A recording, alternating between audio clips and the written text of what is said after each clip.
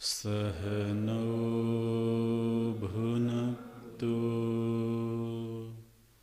सह वीर्यं करवावहै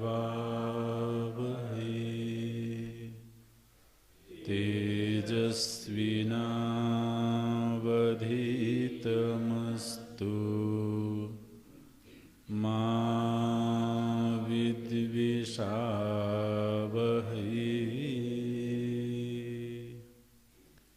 ॐ शान्ति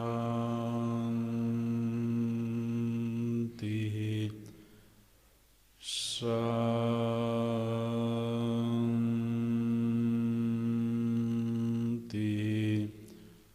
शान्ति।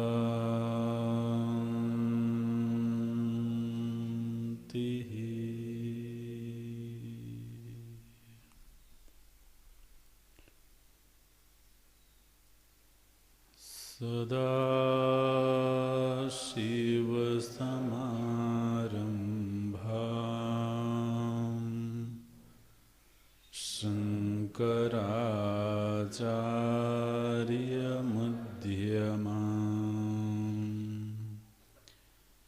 अस्मदाचार्यपर्यन्ताम्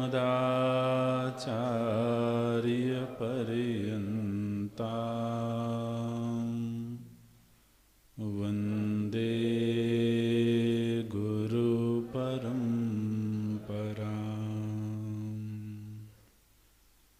शङ्करं शङ्कराचार्यं केशवं वादरायणम्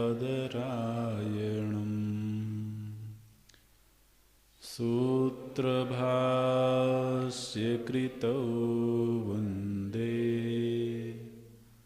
भगवन्तौ पुनः पुनः भगवन्तौ पुनः पुनः।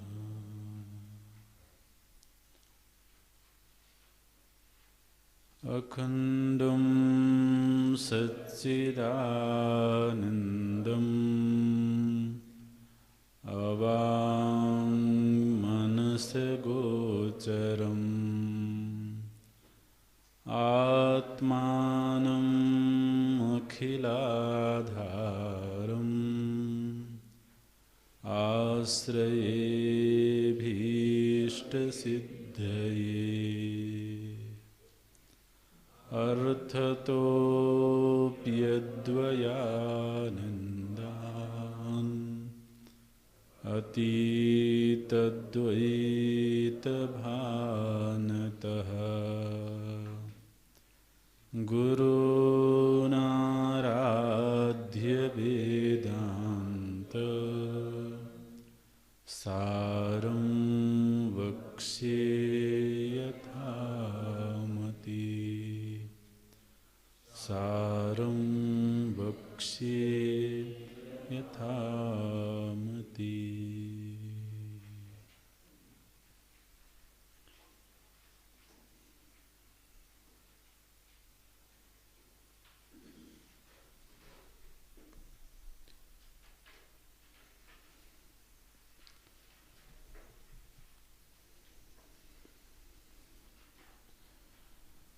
आभ्यां महाप्रपञ्च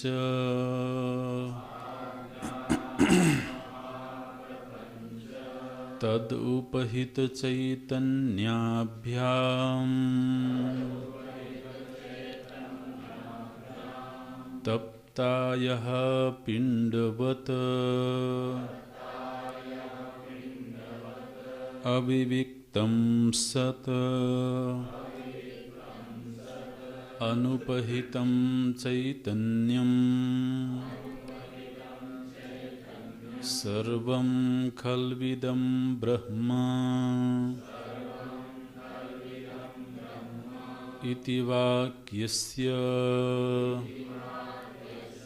वाच्यं भवति।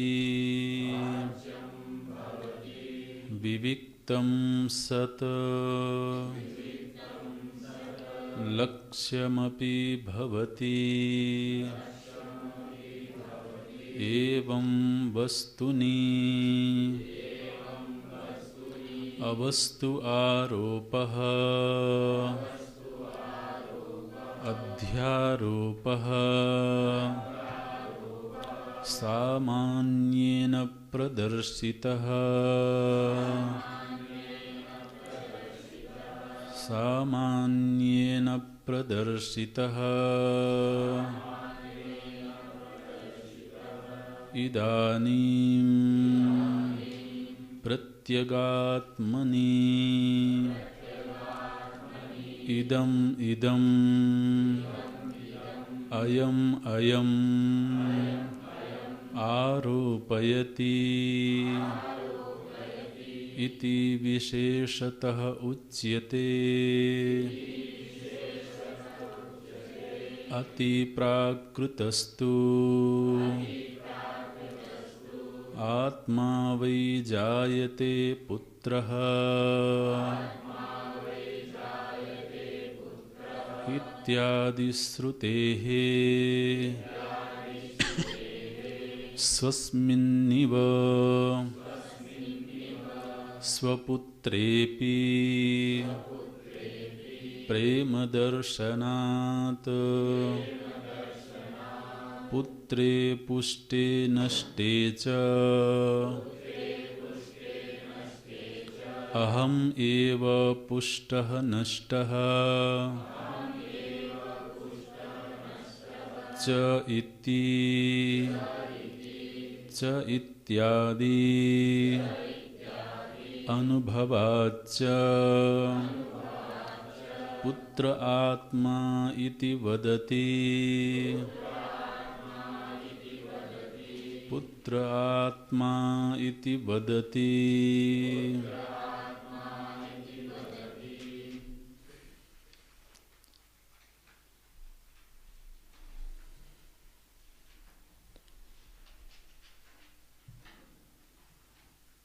त्रिविध सृष्टि की उत्पत्ति का विस्तृत वर्णन करने के बाद कहते हैं कि यह जो स्थूल सूक्ष्म और कारण रूप सृष्टि का महाप्रपंच है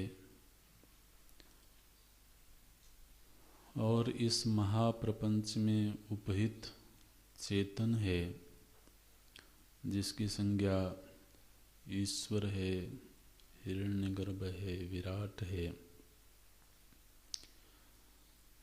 उस उपहित चैतन्य से विलक्षण, उपहित चैतन्य से भिन्न एक अनुपहित चैतन्य है। वस्तुतः तो वह अनुपहित चैतन्य ही उपाधि की अपेक्षा से उपहित मालूम पड़ता है। जिस समय पर वह उपहित मालूम पड़ता है उस समय भी वस्तुतः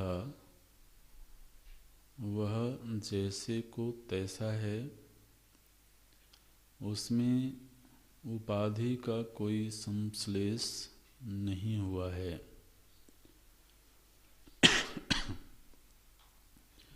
जिस तरह से पुष्प की उपाधि से स्फटिक शिवलिंग रक्तवर्ण का मालूम पड़ता है, लेकिन जिस समय वो रक्तवर्ण मालूम पड़ रहा है, जिस समय लाल दिख रहा है, उस समय पर भी वह लाल नहीं हुआ है। देखने वाले की दृष्टि में वहाँ लालिमा दिख रही है, किंतु उस वस्तु में, उस स्फटिक शिवलिंग में लाल रंग का कोई प्रभाव नहीं है, किंचित मात्र भी। ठीक इसी तरह से जब हम उपाधि का आलंबन लेकर के उपाधि के माध्यम से उस चेतन को देखते हैं, तो वह ईश्वर के रूप में, सूत्रात्मा के रूप में, वैश्वानर के रूप में दिखता है, लेकिन वह ईश्वर हुआ नहीं है। वह सूत्रात्मा हुआ नहीं है। जिस तरह से स्फटिक शिवलिंग में पुष्प के रंग का कोई प्रभाव नहीं है, पुष्प से पूर्व जो स्थिति थी, पुष्प के होने पर भी वही स्थिति है, उसमें कोई वस्तुतः परिवर्तन नहीं हुआ है। इसके बावजूद पुष्प की सन्निधि से उसमें रक्तवर्ण भासता है, नहीं होकर के भी भासता है। ऐसे ही जब हम प्रपंच को सत्य मान करके व्यवहार करते हैं, इस त्रिविध प्रपंच को यथार्थ मानते हुए उस तत्व को देखते हैं, देखना चाहते हैं, तब वह ईश्वर के रूप में दिखाई देता है, तब वह सूत्रात्मा के रूप में दिखाई देता है, विराट के रूप में दिखाई देता है। और दिखाई भी देता है और उसके साथ व्यवहार भी होता है। तो यह जो दिखना है यह प्रातीतिक सत्य नहीं है, व्यावहारिक सत्य है। सत्य के 3 विभाग हम लोगों ने देखा है पहले, आपको याद होगा। एक है पारमार्थिक सत्य,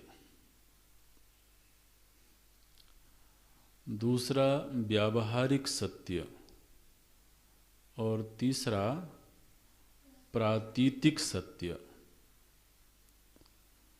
तो जो प्रातीतिक सत्य होता है उसके साथ में हम व्यवहार नहीं कर सकते हैं। जैसे मृग मरीचिका में दिखने वाला जो जल है, वो जल दिखता है लेकिन उसके साथ में व्यवहार नहीं किया जा सकता है, उसका पान नहीं किया जा सकता है, उसमें तैरा नहीं जा सकता है, लेकिन दिखता है। चूंकि दिखता है इसलिए थोड़ी देर के लिए उसको सत्तावान मान लिया जाता है। वो सत्य हो गया ऐसा नहीं, लेकिन दिखने की वजह से उसको कह दिया गया कि वहाँ जल है, ऐसा ही कहते हैं लोग। है मने थोड़ी देर के लिए उसको सत्ता दे दी गई, लेकिन वहाँ जाने पर उसकी अनुपलब्धि होती है। तो दुनिया में ऐसी बहुत सारी चीज़ें हैं जो दिखती हैं और व्यक्ति कहता है कि वहाँ वो वस्तु है। नीलिमा दिखती है, व्यक्ति कहता है कि नीला आकाश है, वहाँ है पना लगाया जाता है, लेकिन उसके साथ व्यवहार नहीं किया जा सकता है। ऐसा जो सत्य है वह प्रातीतिक सत्य है। दूसरा जो जल जलाशय में है, जो जल सागर में है, जो जल कुएं में है, वह व्यावहारिक सत्य है। क्योंकि उसके साथ हम व्यवहार कर सकते हैं, उसका पान कर सकते हैं, तरह तरह के व्यवहार होते हैं। तो वह जो जल है वह व्यावहारिक सत्य है, जल है ऐसा कहते हैं।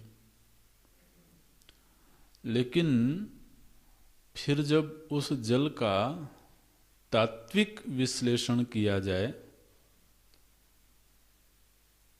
तात्विक विश्लेषण करने पर हो सकता है वह जल जल रूप में उपलब्ध ना होवे।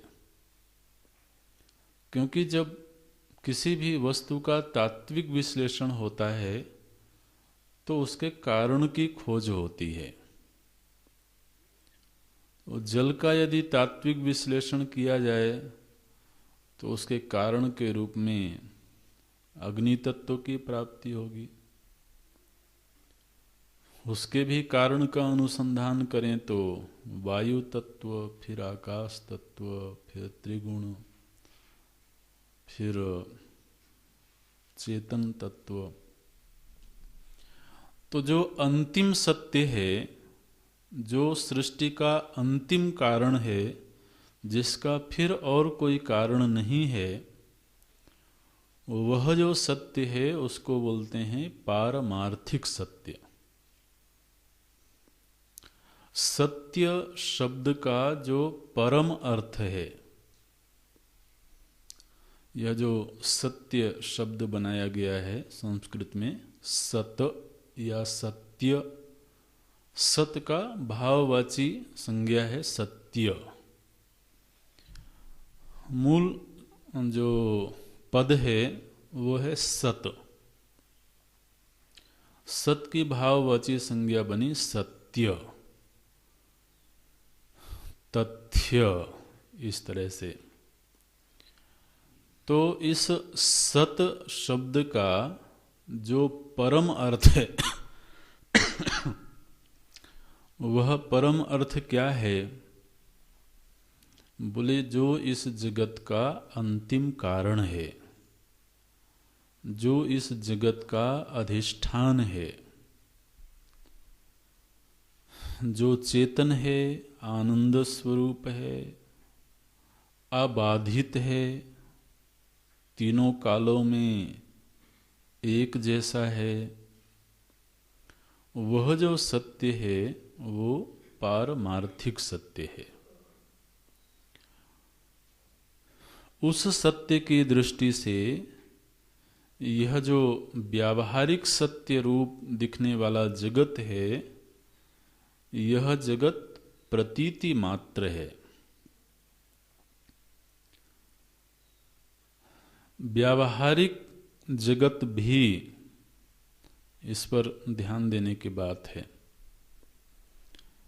व्यावहारिक जगत की दृष्टि से मृग मरीचिका में भासने वाला जल प्रतीति रूप है, किंतु उस पारमार्थिक सत्य की दृष्टि से जब इस जगत को देखते हैं तब यह जगत भी प्रतीति कोटि में चला जाता है।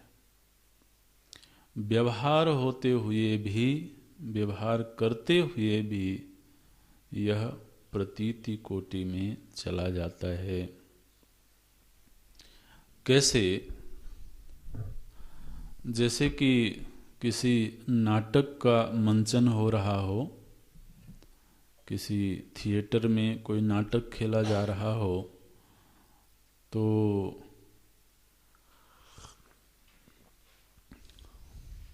वहाँ मानो कि दर्शक दीर्घा में कोई माताजी बैठी हुई हैं और उनका पुत्र मंच पर तो नाटक कर रहा है, और वह जो पुत्र है वो किसी देवता के रूप में वहाँ नाटक खेल रहा है। उसने कोई देवता का तो चरित्र कर रहा है। तो वह माता देखती है कि अभी ये देवता है, लेकिन अंदर से वो जानती है कि ये देवता नहीं है। ये मेरा पुत्र है। तो अंदर से वो सत्य को जानती है और बाहर से वो जो मंचन कर रहा है उसको देखती है, उसका आनंद लेती है। तो उस समय पर देवता की तरह से वह व्यक्ति व्यवहार कर रहा है, ठीक है ना। व्यवहार हो रहा है, देवता की तरह से व्यवहार हो रहा है, लेकिन वह व्यवहार कैसा है? प्रतीति मात्र है। देखने वाले को मालूम है कि ये देवता नहीं है। तो मैंने कहने का भाव क्या है कि किसी चीज के साथ चूंकि व्यवहार होता है इसलिए वो सत्य है, ऐसा कोई जरूरी नहीं है। जिसके साथ में व्यवहार नहीं हो सकता है वो तो प्रतीति मात्र है, ऐसा हम समझ लेते हैं, समझना आसान होता है। किंतु जिसके साथ में व्यवहार भी करते हैं उसको प्रतीति के रूप में स्वीकार करना ये जरा मुश्किल होता है। लेकिन अनेक ऐसे दृष्टांत देखने को मिलते हैं जहां व्यवहार हो रहा है। माता जी के हरण के प्रसंग में प्रभु जी रुदन कर रहे हैं, रो रहे हैं, पक्षियों से, वन वृक्ष आदि से पूछ रहे हैं, लेकिन जो तत्वदर्शी हैं भगवान महादेव वो देख रहे हैं और उस रुदन में भी उनको आनंद आ रहा है। तो रोने का व्यवहार तो हो रहा है, खोज हो रही है, लेकिन भगवान महादेव को लगता है कि अच्छा है, कुछ नहीं हो करके बहुत कुछ हो रहा है। तो उस पारमार्थिक सत्य की दृष्टि से जब इस व्यावहारिक जगत को देखते हैं तो यह व्यावहारिक जगत भी प्रतीति कोटि में चला जाता है, व्यवहार होते रहने के बावजूद। जब हम स्वप्नावस्था में होते हैं तो स्वप्न के सारे प्रपंच के साथ हमारा व्यवहार होता है, वहाँ रोना गाना सब कुछ होता है।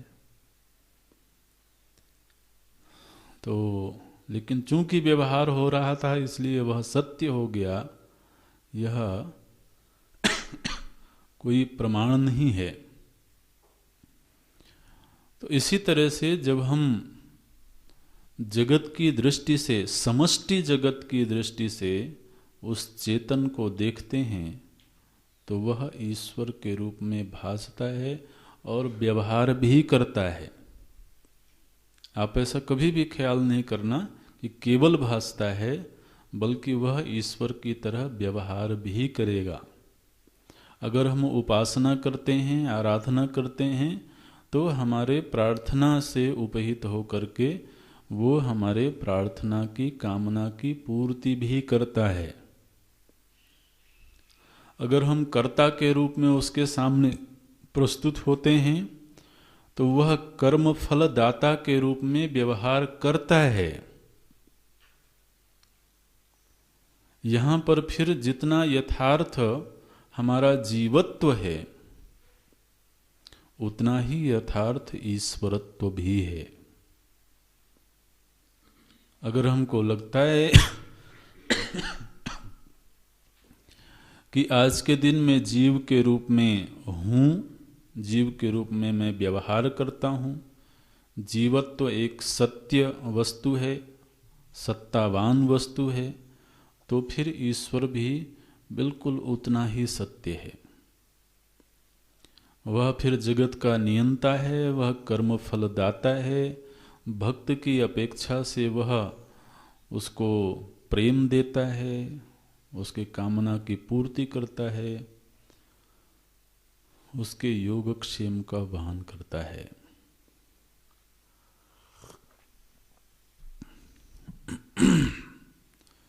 किंतु ये जितना व्यवहार है, यह सारा का सारा व्यवहार जगत और जीवत्व की अपेक्षा से है।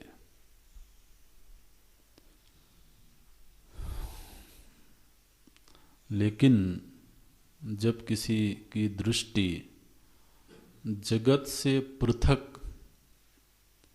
जगत से अपनी दृष्टि को हटा करके केवल और केवल चेतन पर दृष्टि जाती है, तब फिर वह कुछ भी नहीं बना है।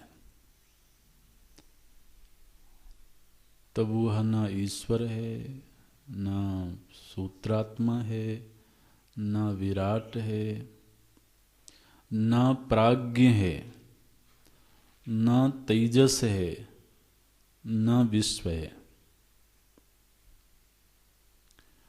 विश्व है तो वैश्वानर है। इसमें ध्यान रखने की बात यह है कि हम विश्व को बचा करके वैश्वानर को नहीं हटा सकते हैं।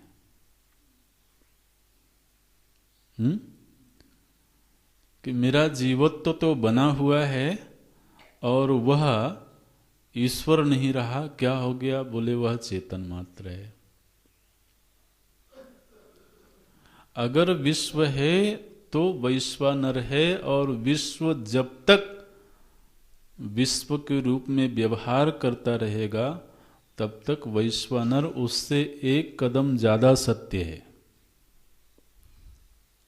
अगर तेजस है तो सूत्रात्मा है, अगर प्राज्ञ है तो ईश्वर है। इसलिए जब इस धरातल से ऊपर उठना है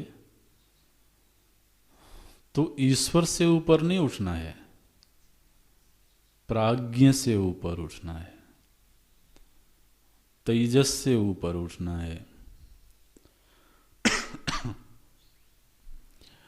जिस दिन हमारी जो स्वयं के विषय में अनुभूति है वह जीवत्व से उठ करके चेतन स्वरूप में हो जाए, उस दिन फिर वैश्वानर की आवश्यकता नहीं है। उस दिन सूत्रात्मा की आवश्यकता नहीं है। इसका मतलब यह मत सोच लेना कि हमारी आवश्यकता से वो वैश्वानर बना है। ये बहुत ही सूक्ष्म तो विचारधारा है। उन्हें जब यह वाक्य बोला जाता है तो कई बार व्यक्ति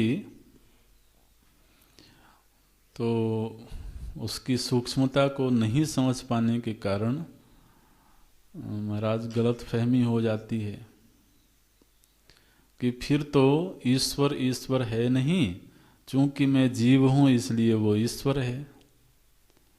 तो फिर बड़ा कौन हुआ? जब तक जीव है तब तक ईश्वर है, जीव गया तो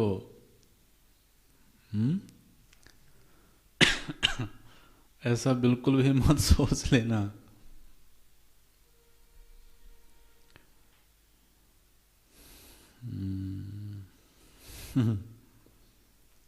लेकिन ये बात सत्य है कि जब तक हमारी स्थिति देह में है, जब तक हमारी स्थिति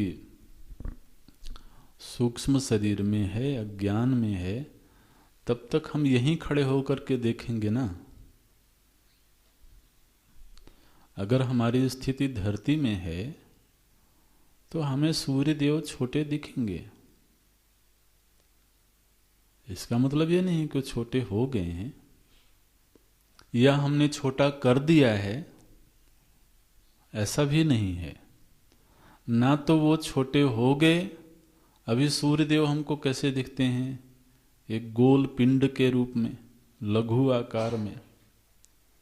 तो यह जो सूर्यदेव का लघु आकार है, ना तो ऐसा हमने बनाया है और ना ही ऐसा वो बने हैं। चूंकि अभी हम धरती में खड़े हैं और धरती से सूर्य की एक निश्चित दूरी है, इस दूरत्व की उपाधि से, इस दूरत्व की उपाधि से उपहित होकर के पृथ्वी से कई गुना बड़े होने के बावजूद वो हमें छोटे आकार में दिख रहे हैं। यह जो दिखना है, इस दिखने को हमने पैदा नहीं किया है और ऐसा दिखना उनमें है भी नहीं।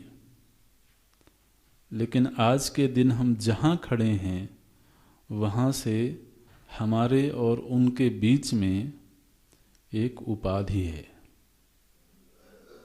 क्या उपाधि है?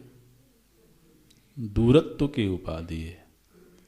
और ध्यान रखें, ये दूरत्व की उपाधि भी हमने पैदा नहीं की है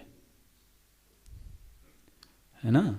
ना तो हमने दूरत्व की उपाधि पैदा की है, ना तो हमने सूर्य को छोटा किया है और ना ही सूर्य छोटे हुए हैं।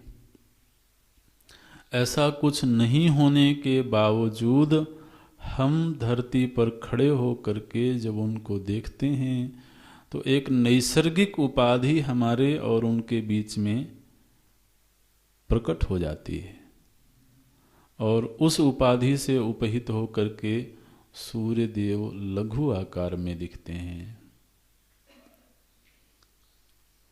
अब यदि किसी को सूर्य को वैसा ही देखना हो जैसे वो हैं, तो क्या करना पड़ेगा?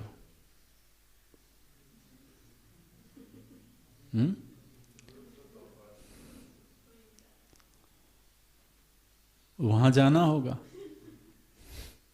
है ना? इस उपाधि का जो बैरियर है, हमारे और उनके बीच में जो उपाधि है, उस उपाधि का उल्लंघन करके, उस उपाधि को पार करके वहां जाना होगा जहां वो हैं। ठीक है? और जब हमने ऐसा किया तो हमने सूर्य में कोई बदलाव नहीं किया है कि पहले छोटे थे अब हमने उनको बड़ा बना दिया। नहीं, हमने केवल इतना किया कि हमारे और उनके बीच जो उपाधि थी, उस उपाधि के उस पार हम चले गए। ठीक है ना? दृष्टांत समझ में आ रहा है? ऐसे ही आज के दिन हम देह में खड़े हैं, तो हमारे और उस चेतन तत्व के बीच में एक नैसर्गिक उपाधि खड़ी है, वो है देह। सूक्ष्म स्थूल कारण तीनों ही देह ले लेना। तो जब तक देह के धरातल पर हम खड़े हैं, तब तक वह चेतन ईश्वर के रूप में भासता है, कर्म फलदाता के रूप में योगक्षेम का वहन करता हुआ भासता है।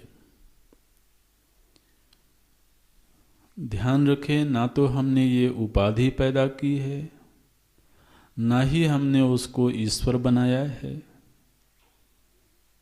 और ना ही हम इस उपाधि को नष्ट कर सकते हैं, ना ही उस ईश्वर को ईश्वरत्व से निकाल करके चेतन बना सकते हैं।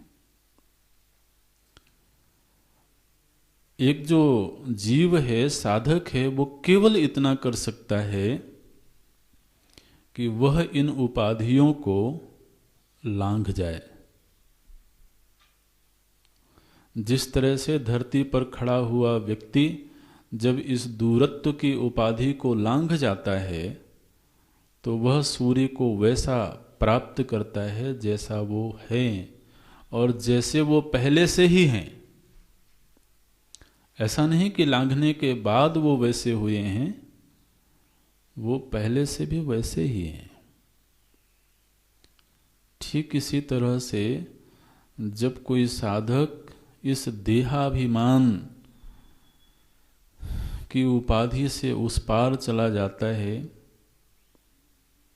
देहाभिमाने गलिते विज्ञाते परमात्मनि, पहला कदम है देहाभिमाने गलिते। ये श्लोक तो पढ़ा हुआ है पक्का? अच्छा, तो पहला कदम है देहाभिमाने गलिते। देहाभिमाने का अर्थ केवल स्थूल देह नहीं, बल्कि देहत्रय, अज्ञान भी, सूक्ष्म शरीर भी और स्थूल शरीर भी। तो कुल मिला के बात यह है कि जब यह उपाधि का हम उल्लंघन कर पाते हैं, और यह उल्लंघन ज्ञान से होता है। देहाभिमाने गलिते कदा भवति? विज्ञाते परमात्मनि। यदा विज्ञाते परमात्मनि भवति तदा देहाभिमानं गलितम्।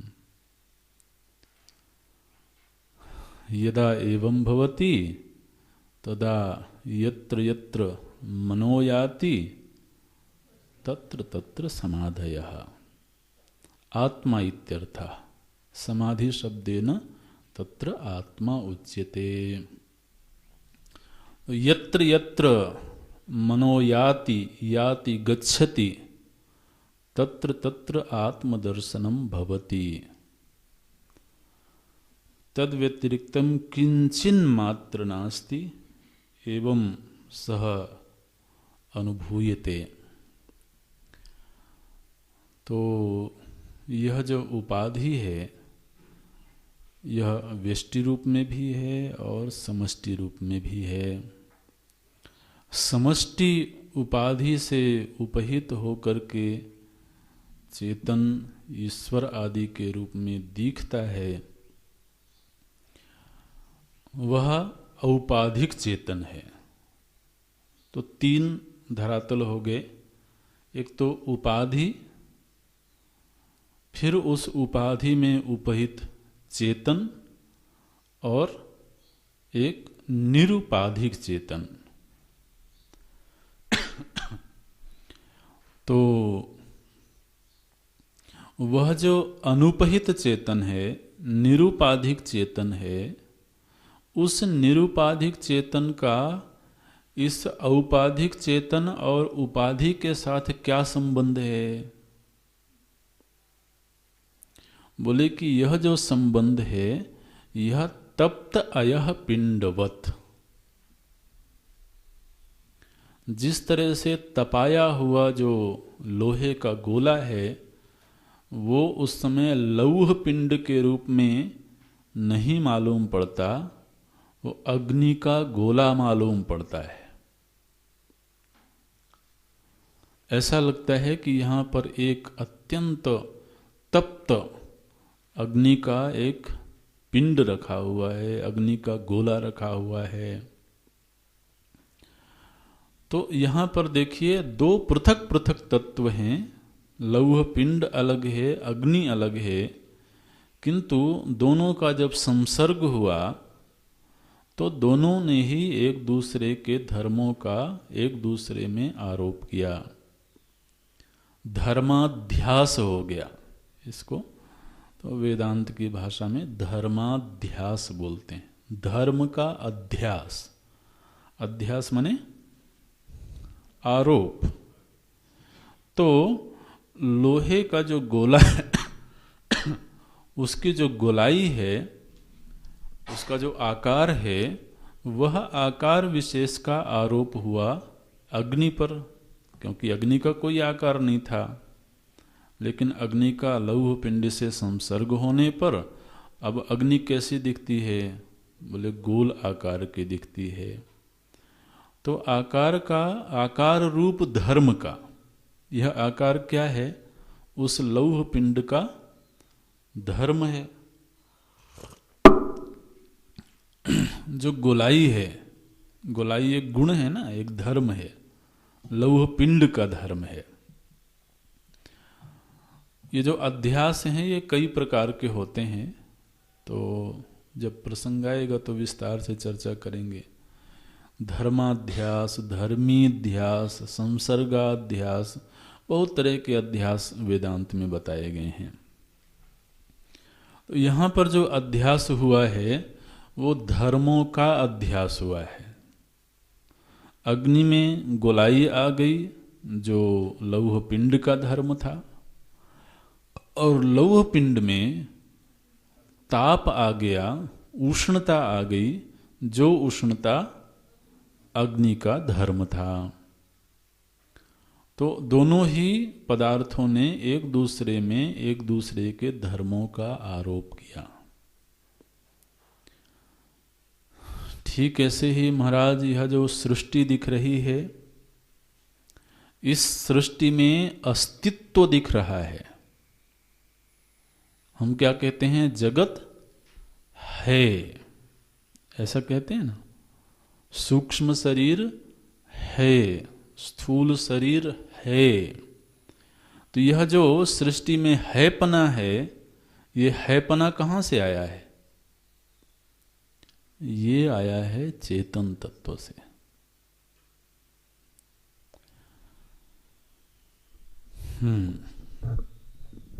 ये अस्तित्व चेतन का धर्म है। उस धर्म का आरोप हुआ सृष्टि में। अब सृष्टि हमको है के रूप में मालूम पड़ती है। ये है के रूप में मालूम ही पड़ती है। इसके माताजी के पास अगर जाएंगे तो इसका हैपना खो जाएगा, क्योंकि इसकी माता कौन है? अज्ञान। अज्ञान ही पढ़ा है ना, त्रिगुणात्मक अज्ञान। और अज्ञान माने क्या होता है? ज्ञान का अभाव। अभाव को ही अज्ञान बोलते हैं। तो सृष्टि कहां से उत्पन्न हुई?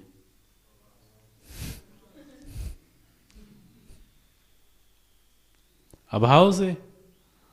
तो अभाव से उत्पन्न सृष्टि भाव रूप कैसे हो गई? भाव रूप दिखाई देती है ना, तो भाव रूप कैसे दिख रही है? हम बोले उसमें चेतन के धर्म का अध्यास हुआ। तो सृष्टि है, सृष्टि में भासमानता है, यह भासमानता भी चेतन का धर्म है। और सृष्टि में प्रियता है।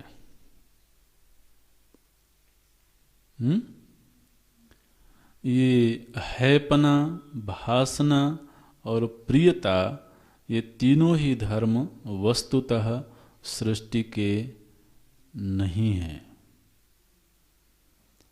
इन तीनों ही धर्मों का अध्यास हुआ है। अस्ति भाति प्रियम, ये आद्यत्रयम ब्रह्म रूपम। 5 गुण बताए गए थे ना वहां पर। सृष्टि के 5 गुण हैं। अस्ति भाति प्रियम रूपम नाम चैत्यंश पंचकम। तो अस्ति भाति प्रियता, नाम और रूप। अगली पंक्ति में क्या कहा गया? आद्यत्रयम। आद्यत्रयम मतलब आरंभ के जो 3 धर्म हैं, अस्ति भाति प्रिय। आद्यत्रयम ब्रह्म रूपम न तो जगत रूपम। इस तरीके से भी समझना, तभी बात पकड़ में आएगी। आद्यत्रयम कस्य धर्माः सन्ति? ब्रह्म रूपम न तो जगत रूपम। तो फिर जगत का धर्म क्या है? ततो द्वयम। जगत के धर्म केवल नाम और रूप हैं। अब यह जो नाम और रूप है, जो जगत का धर्म था, उस धर्म का आरोप हुआ चेतन में। तो चेतन का नाम पड़ा ईश्वर। ये नाम रूप जो धर्म है, ये किसके धर्म हैं? जगत के। तो जगत के जो धर्म हैं, नाम और रूप, इनका आरोप हो गया चेतन में। तो चेतन भी हमको नाम वाला मालूम पड़ने लगा, उसका भी एक नाम हो गया। और जीव के रूप में जब दिखता है तो उसका एक रूप भी हो गया, और विराट रूप में भी उसको एक रूप मिल गया।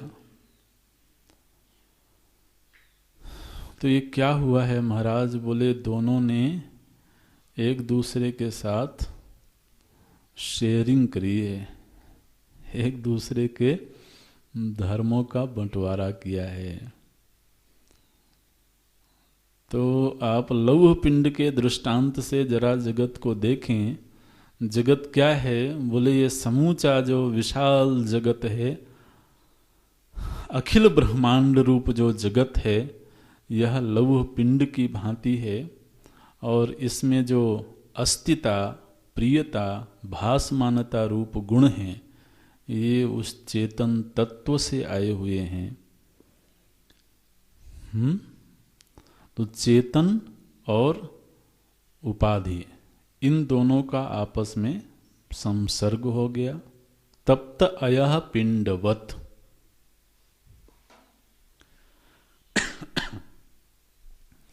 अब वेद अगर ऐसा कहे,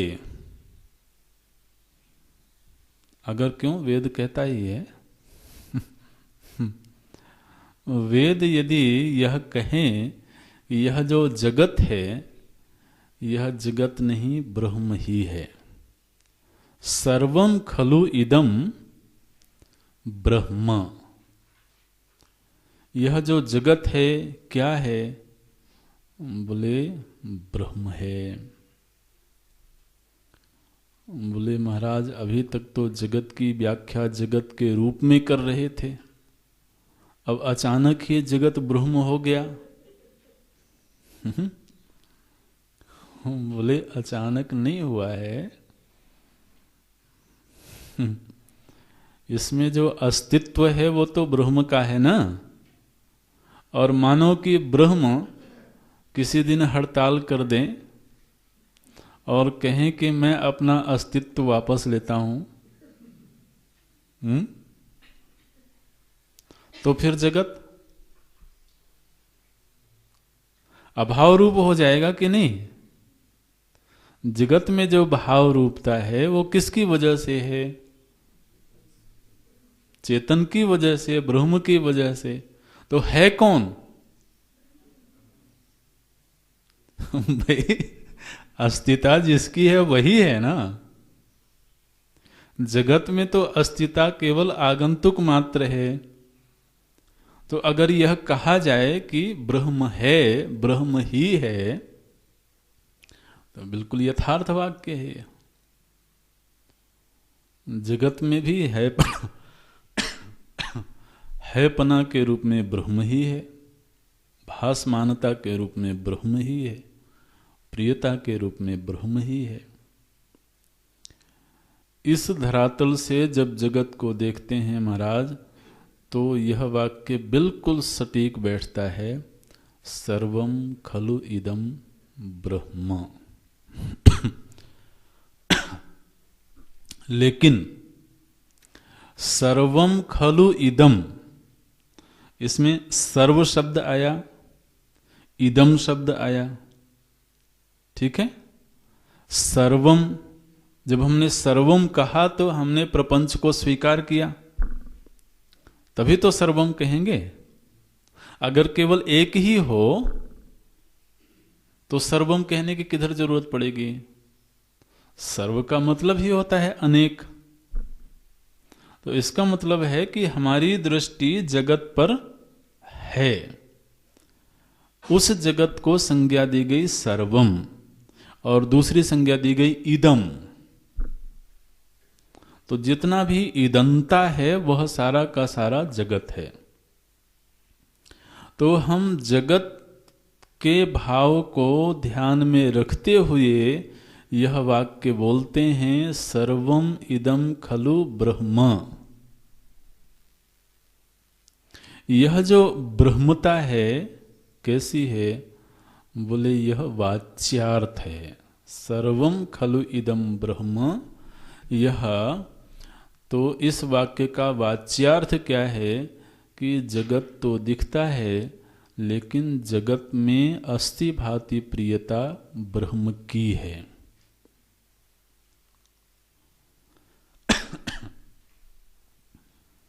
वहां जगत की हानि नहीं हुई है, जगत निरपेक्ष ब्रह्म नहीं है। अगर जगत निरपेक्ष ब्रह्म होवे तब सर्वम और इदम शब्द जोड़ने की आवश्यकता नहीं है। भाई सर्वम ब्रह्म के लिए थोड़ी कहा जा रहा है, इदम ब्रह्म के लिए नहीं कहा जा रहा है। इदम तो जगत का नाम है, सर्वम तो जगत का नाम है। तो जगत की उपाधि को स्वीकार करते हुए चूंकि जगत में अस्तित्व ब्रह्म का है, भासमानता ब्रह्म की है, प्रियता ब्रह्म की है, इसलिए हम कहते हैं कि यह ब्रह्म ही है। यह तो सर्वम खल्विदम ब्रह्म का वाच्यार्थ है। क्या बोलते हैं? सूक्ष्म है लेकिन जितना समझ में आए कोशिश करें। पिंडवत अविविक्तम सत। अविविक्तम सत का अर्थ है कि उपाधि को छोड़े बिना, जगत का बाध किए बिना जब हम जगत और ब्रह्म को देखते हैं तो वह जो अनुपहित चैतन्य है, वह अनुपहित चैतन्य ही इस औपाधिक चैतन्य में और उपाधि में अपने अस्तित्व का आरोप करता है। तो जो औपाधिक चैतन्य है उसमें जो अस्तित्व है वह भी ब्रह्म का है, और उपाधि में जो अस्तित्व है वह भी ब्रह्म का है। तो इस अस्तिता आदि धर्मों के आधार पर हम यह निर्णय देते हैं कि यह जगत भी ब्रह्म ही है। जब हम कहते हैं यह जगत भी ब्रह्म ही है तो यह सर्वम खल्विदम ब्रह्म का वाच्यार्थ है। लेकिन सर्वम खल्विदम ब्रह्म के लक्ष्यार्थ पर जब जाएंगे तो वहां जगत की दृष्टि हट जाएगी। क्या बोलते हैं? विविक्तम सत। विविक्तम सत का अर्थ है जगत से दृष्टि को हटा करके। जब केवल और केवल चेतन पर दृष्टि होवे तब उस समय जो चेतन की अनुभूति है, ब्रह्म मात्र की अनुभूति है, यह अनुभूति क्या है? बोले यह सर्वम खल्विदम ब्रह्म रूप महावाक्य का लक्ष्यार्थ है। माने बहुत सरल शब्दों में इतना समझ लें कि जब हम उपाधि को स्वीकार करते हुए चेतन को देखते हैं तो उपाधि में भी अस्थि भांति प्रियता चेतन की होने की वजह से हम ऐसा कहते हैं कि यह उपाधि चेतन से भिन्न नहीं है, बल्कि चेतन ही इस उपाधि के रूप में भासता है। लेकिन जब उपाधि विनिर्मुक्त होकर के निरुपाधिक रूप में देखें तब वहां चेतन मात्र है। वहां फिर उपाधि की चर्चा करने की कोई आवश्यकता नहीं है। तो औपाधिक ब्रह्म सर्वम खल्विदम ब्रह्म का वाच्यार्थ और निरुपाधिक ब्रह्म इस महावाक्य का लक्ष्यार्थ है। यह तो सारांश है इस वक्तव्य का। तो ऐसा निर्णय देने के बाद में अंततः निर्णय क्या हुआ कि यदि औपाधिक रूप से भी अस्तित्व ब्रह्म का ही है और निरुपाधिक रूप से भी अस्तित्व ब्रह्म का ही है, तो वस्तु रूप क्या है? ब्रह्म है। और उससे भिन्न फिर क्या होगा? अवस्तु रूप होगा। ठीक है ना। वस्तु मतलब वसति इति वस्तु, जिसका अस्तित्व है उसको वस्तु बोलते हैं। औपाधिक दृष्टि से देखा तब भी अस्तित्व ब्रह्म का ही मालूम पड़ा, निरुपाधिक रूप से भी अस्तित्व ब्रह्म का ही है। तो अगर हम वस्तु शब्द का यथार्थ खोजें तो वस्तु का यथार्थ क्या है? ब्रह्म। और वस्तु से भिन्न जो होगा वो क्या कहलाएगा? अवस्तु होगा। तो फिर यह उपाधि किस कोटि में जाएगी? अवस्तु की कोटि में जाएगी। यह जो उपाधि रूप अवस्तु है, इसका आरोप हुआ है वस्तु रूप ब्रह्म में। यही अध्यारोप है। इतनी जो एक लंबी यात्रा चली है यह लंबी यात्रा केवल एक वाक्य की व्याख्या के लिए चली है। वस्तुनि अवस्तु आरोपः अध्यारोपः। देखिए, अब ये अवस्तु है, इसकी इतनी लंबी व्याख्या हुई, लेकिन है वो अवस्तु रूप। और जब इस तरीके से व्याख्या होगी तभी उसकी अवस्तु रूपता समझ में आएगी। तो अगर वो अवस्तु है तो अवस्तु से क्यों वास्ता रखना? सीधी सी बात है, अगर कोई अवस्तु है तो अवस्तु में क्यों उलझे रहना? जो वस्तु है उसकी तलाश की जाए। तो वस्तु की तलाश जब कोई करेगा तो उसको इस अध्यारोप का अपवाद करना पड़ेगा। अपवाद करना माने अध्यारोप को हटा देना।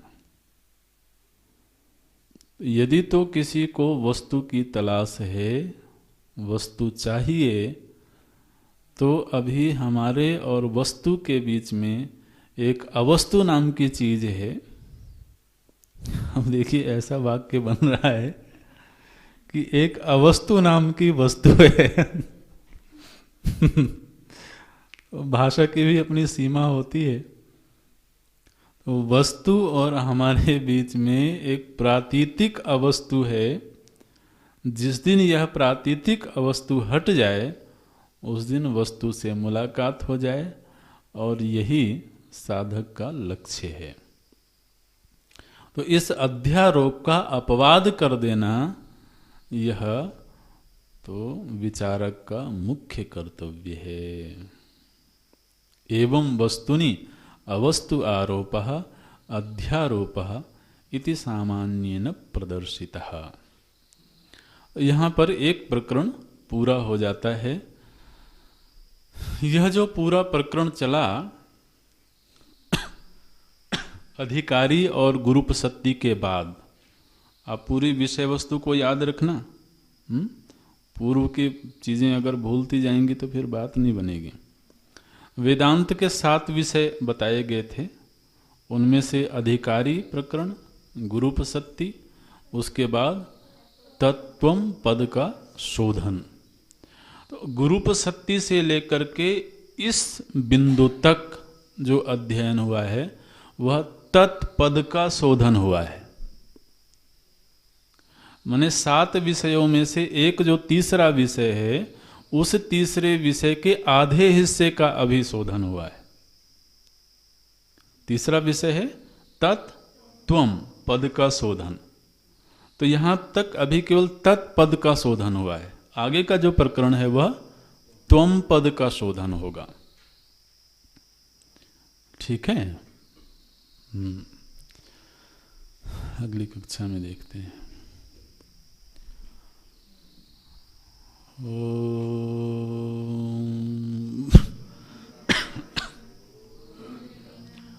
पूर्णात् पूर्णमुदच्यते मुदच्यते पूर्णस्य पूर्णमादाय पूर्णमेवावशिष्यते।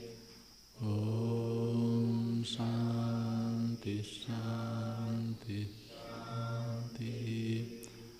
हरिः ॐ। श्री